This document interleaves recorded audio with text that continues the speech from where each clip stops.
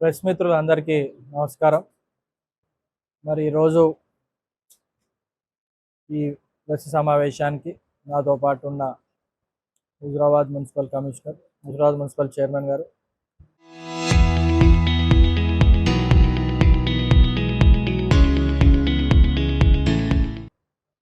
పట్టణ అధ్యక్షులు, మండల అధ్యక్షులు, మున్సిపల్ సంబంధించిన కౌన్సిలర్లు, జిల్లా కమిటీ సభ్యులు, మహిళా అధ్యక్షురాలు, మహిళా నాయకులు, మండల పార్టీ సర్పంచులు, వివిధ హోదాలు ఉన్న మా కాంగ్రెస్ పార్టీ నాయకులందరికీ వారికి కూడా నమస్కారాలు, స్వాగతం చెప్తూ, మరి ముఖ్యంగా ఈరోజు ఈ ప్రెస్ మీట్ ముఖ్య ఉద్దేశం ఏంటంటే, గత 2-3 రోజుల నుంచి ఏదైతే ఒక విచిత్రమైన సంఘటనలు రాజకీయంగా మరి కరీంనగర్ జిల్లా బేస్ చేసుకొని జరుగుతున్నాయో, మరి ఇక్కడ ఉన్న హుజురాబాద్ శాసనసభ్యుడు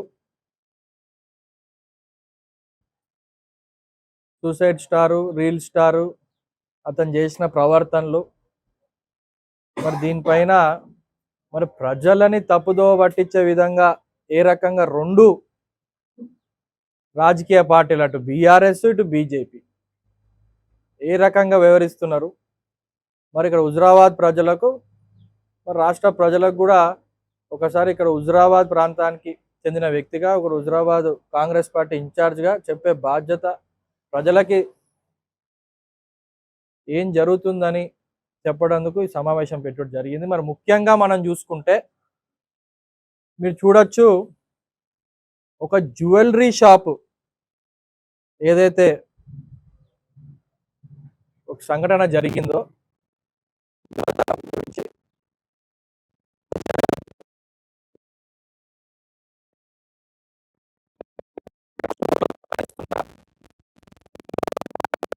మరి వారికి అండగా ఖచ్చితంగా కాంగ్రెస్ ప్రభుత్వం కావచ్చు, కాంగ్రెస్ పార్టీ అక్కడ నాయకులు ఆల్రెడీ పోయినరు, వాళ్ళని పరామర్శించిండ్రు, వాళ్ళ మంచి చెడ్డలు వాళ్ళన్నీ చూసుకునే బాధ్యత మాది.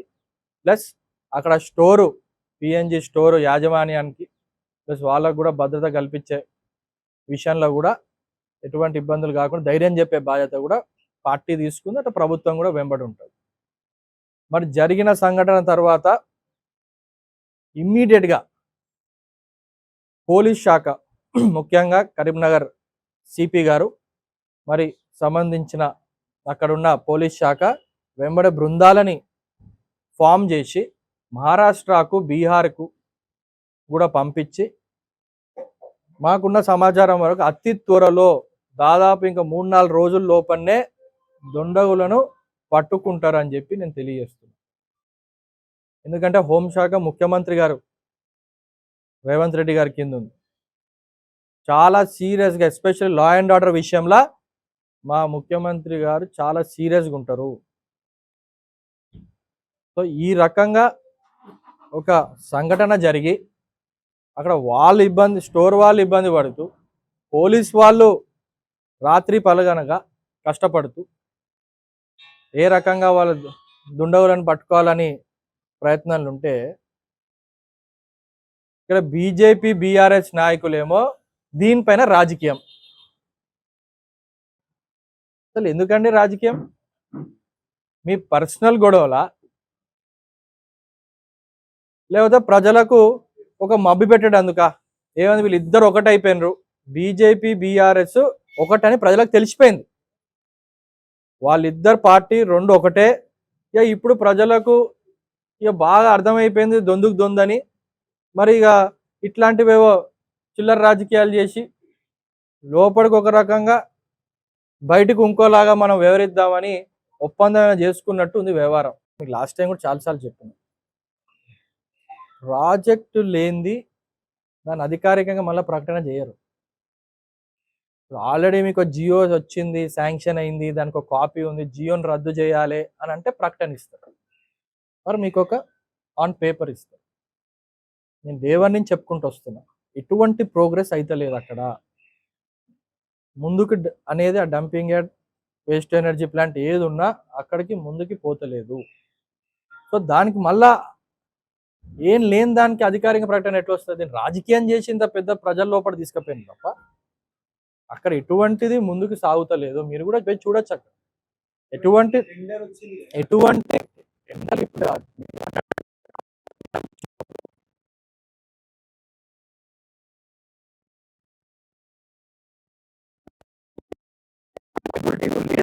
అని చెప్పి ఇక్కడ పెట్టుడు కూడా వైబిలిటీ కాదని చెప్పి కూడా అందుకే ఎవరు రాలే.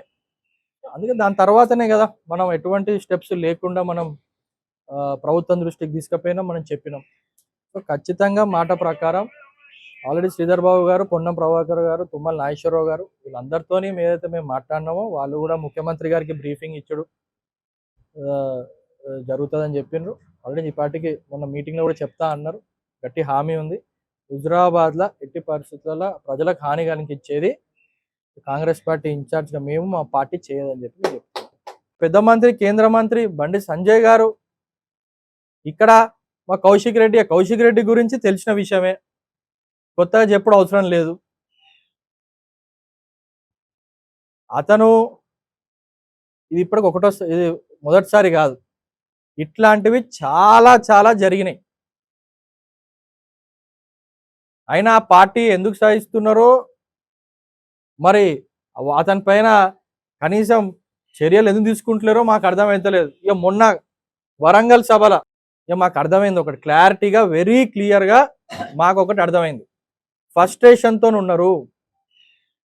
వాళ్ళ ఉనికి కాపాడుకోవడానికి ఇట్లాంటి చిల్లర మాటలు, ఫ్రస్ట్రేషను, అధికార దాహం, ఒక పొగరు, దాంతో వివరించుకుంటూ వాడు మాట్లాడే మాటలు ఏదైతే మా ముఖ్యమంత్రి గారి పైన మాట్లాడిందో చాలా ఆశ్చర్యంగా ఉంది. కేటీఆర్ లాంటి వ్యక్తి, చదువుకునే వ్యక్తి, 4 సార్లు 5 సార్లు ఎమ్మెల్యే మంత్రి ఉన్న వ్యక్తి ఆ రకంగా మెంటల్ ఇంబ్యాలెన్స్ కోల్పోయి ఏదైతే వ్యాఖ్యలు చేసిండ్రో దీన్ని మా ముఖ్యమంత్రి గారి పైన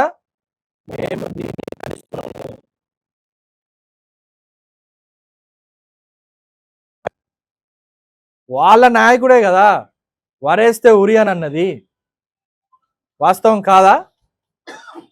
ప్రజాప్రభుత్వం రేవంత్ రెడ్డి గారు ముఖ్యమంత్రి అయిన తర్వాత 500 బోనస్ ఇచ్చింది కాంగ్రెస్ పార్టీ కాదా? నిరుపేదలకు సన్న బియ్యం ఇస్తుంది కాంగ్రెస్ పార్టీ కాదా? 22,000 కోట్లతో రుణమాఫీ చేసింది కాంగ్రెస్ పార్టీ కాదా? ఇది వాస్తవం కాదా అని అడుగుతున్నా. సో ఈ రకంగా రైతుల పక్షాన కాంగ్రెస్ పార్టీ ఉంటే మరి ఉచిత కరెంటు తీసుకొచ్చింది ఆనాడు రాజశేఖర రెడ్డి కాంగ్రెస్ పార్టీ ప్రభుత్వంలోనే కదా. మరి కేటీఆర్ గారు మరి వారు మాట్లాడుతుంటే చాలా నవ్వు వస్తుంది. మాకు ఇంకోటి ఏమనిపిస్తుంది అంటే ఇక్కడ కౌశిక్ రెడ్డితో వెంబడి తిరుక్కుంటే ఇతను ఆల్రెడీ స్క్రూ లూజ్ అయింది ఇక్కడ ఉన్న ఎమ్మెల్యేకి, పోయి అక్కడ కేటీఆర్ కూడా అంటించినట్టున్నాడు ఆ రోగం. అతను కూడా నోటికొచ్చినట్టు మాట్లాడుతున్నాడు. అందుకే ఆ పార్టీ భవిష్యత్తు ఉండదు. వాళ్ళు ఎన్ని ఇట్లా పిచ్చి చేష్టలు చేసినా, ఇట్లాంటి ఎన్ని మీటింగ్లు పెట్టి ఎన్ని చేసినా వాళ్ళు నెక్స్ట్ టైం కాదు వాళ్ళ అధికారంలో బీఆర్ఎస్ పార్టీ అనేది రాదు. చెప్పేది ఏంటంటే ముఖ్యంగా అటు బీజేపీ పార్టీకి కావచ్చు, ఇటు బీఆర్ఎస్ పార్టీకి కావచ్చు, మీరు ఏవైతే రాజకీయాలు చేస్తున్నారో ప్రజలు గమనిస్తున్నారు. ప్రజలేం పిచ్చోళ్ళు కాదు, మీరిద్దరు ఒకటే అని చెప్పి ముఖ్యంగా హుజురాబాద్ ప్రజలకు తెలుసు. బయటికి ఫైటింగ్ చేసుకున్నట్టు నేను నిన్ను తిడతా నువ్వు నన్ను తిట్టు, మనం బాగా కలిసిపోయినట్టు తెలిసిపోయింది అని ఏదైతే మీ దొంగ చేష్టలు ఉన్నాయో అది ప్రజలకి క్లియర్గా స్పష్టమవుతుంది. ఇప్పటికైనా ఇట్లాంటి పిచ్చి చేష్టలు, పిచ్చి మాటలు, పిచ్చి కూతలు మానేసి ఒక బాధ్యత గల పదవులు ఉన్నావు కాబట్టి ఆ రకంగా వ్యవహరిస్తే బాగుంటుందని చెప్పి నేను తెలియజేస్తున్నాను.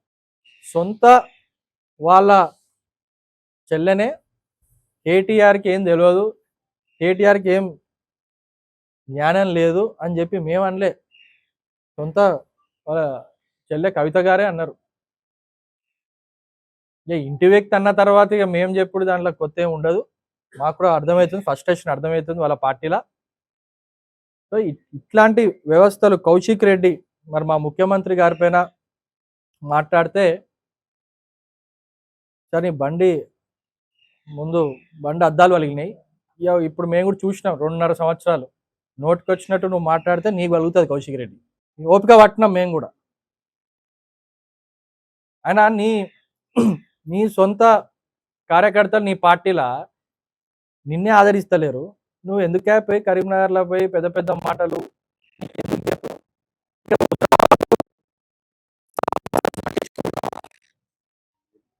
అసలు ఏమన్నా మొన్న వాయిలాల దాదాపు 20 ఎకరాలు పంట కాలిపోయింది. పోయినావా నువ్వు కౌశిక్ రెడ్డి? రైతులను పోయి కనీసం అక్కడ కలిసినావా? ఎంతసేపు నీకు రీళ్ళు షోకులు పోయి అక్కడ ఏమంటే కేసీఆర్ కేటీఆర్ పక్కన జొర్రాలే మాట్లాడాలి తప్ప ఏం చేసినావు నువ్వు? అసలు హుజరాబాద్ ప్రజలకి నువ్వు చేసే అభివృద్ధి ఏంది? ఏం మాట్లాడినావు? నీ వల్ల నయా పైసా లాభమేం జరిగిందా?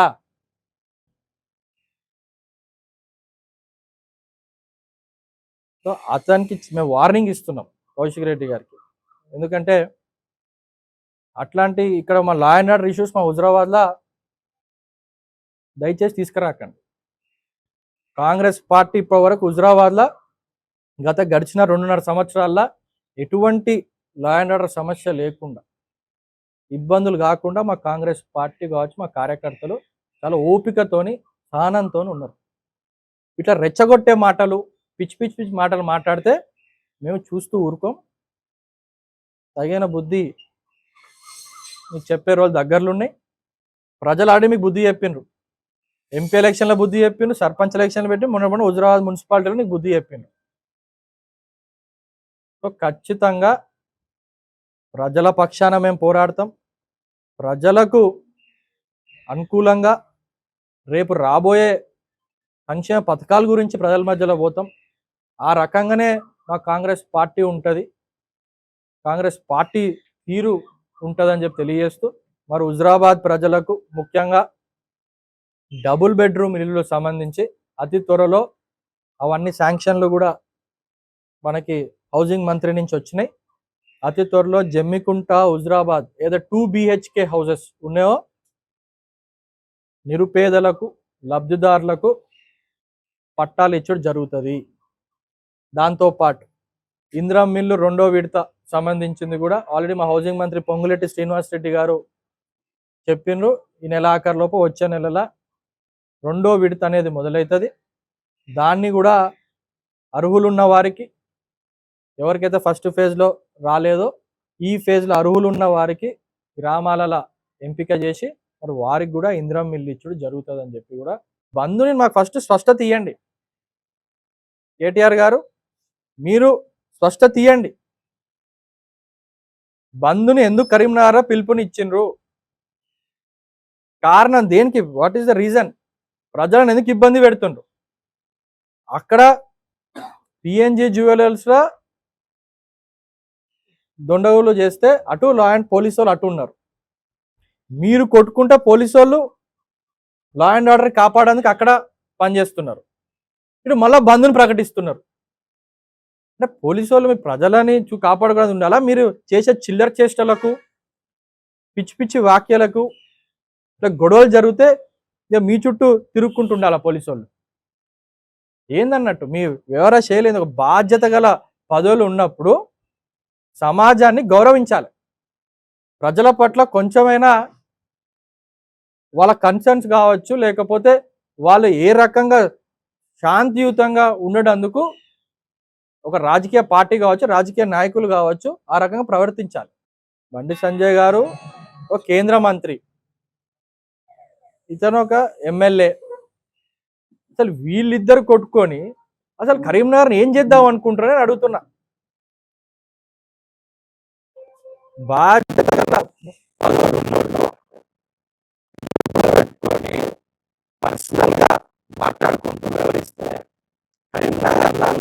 ఎటు తీసుకు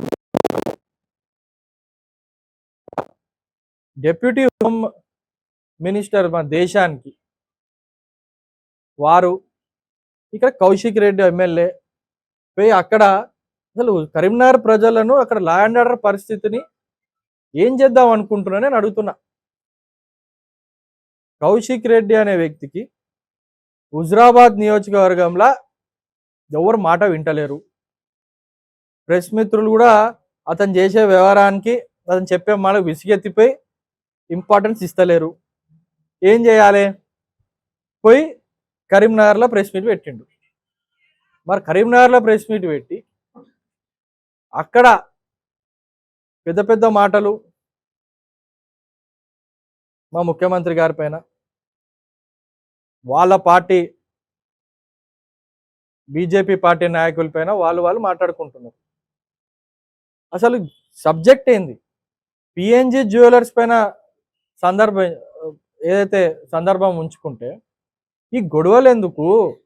మీరు ఎందుకు కొట్టుకుంటున్నారని నాకు అర్థం అవుతలేదు అసలు. ఇంకా విడ్డూరం ఏంటంటే, పెద్ద జోక్ ఏంటంటే బంద్ను ప్రకటించిండ్రు. అసలు ఈ బంద్ ఎందుకు ప్రకటించిండ్రు? అది కేటీఆర్ గారు చెప్పాలి, ఇక్కడ ఉన్న జిల్లా అధ్యక్షుడు చెప్పాలి. బీఆర్ఎస్ పార్టీ జిల్లా అధ్యక్షుడు వర్కింగ్ ప్రెసిడెంట్ కేటీఆర్ గారు చెప్పాలి. ప్రజా ఉద్యమాలు ఏం చేసిండ్రా? ఏమైనా సమస్యల పైన మీరు పోరాడి బంద్ను ప్రకటించిండ్రా? ఎందుకు ఈ బంధు? మేము ఇంకా రౌడీజం చేస్తాం, ఇంకా మేము గుండాయిజం చేస్తాం, మా పార్టీ బలం ఏందో చూపిస్తా అన్న ఒక ఉద్దేశంతోనా ఈ బంద్ మీరు ప్రకటించింది? ఇంక ఇక్కడ నిన్న మా జిల్లా అధ్యక్షుడు మాట్లాడతాడు, బీఆర్ఎస్ పార్టీ కరీంనగర్ జిల్లా అధ్యక్షుడు, మా డిసిసి అధ్యక్షుడు మేడిపల్లి సత్యం గారు ప్రోత్సహిస్తున్నట్టు. అసలు మాటలు అన్నదోరు, పోయి ధ్వంసం చేసింది ఏ పార్టీ? ఈ వ్యవహారం చేసింది మాకేం సంబంధం కాంగ్రెస్ పార్టీకి? మీ చిల్లర రాజకీయాలు చేయొద్దు, మీరు ఇట్లాంటి law and order issues create చేయకండి అనే ఉద్దేశంతోనే మా గౌరవ జిల్లా అధ్యక్షుడు మేడిపల్లి సత్యం గారు, ఎమ్మెల్యే చొప్పదండి గారు మాట్లాడితే దారిని ప్రోత్సహిస్తున్నట్టు ఇక్కడ ఉన్న అధ్యక్షుడు మాట్లాడతాడు, జిల్లా అధ్యక్షుడు.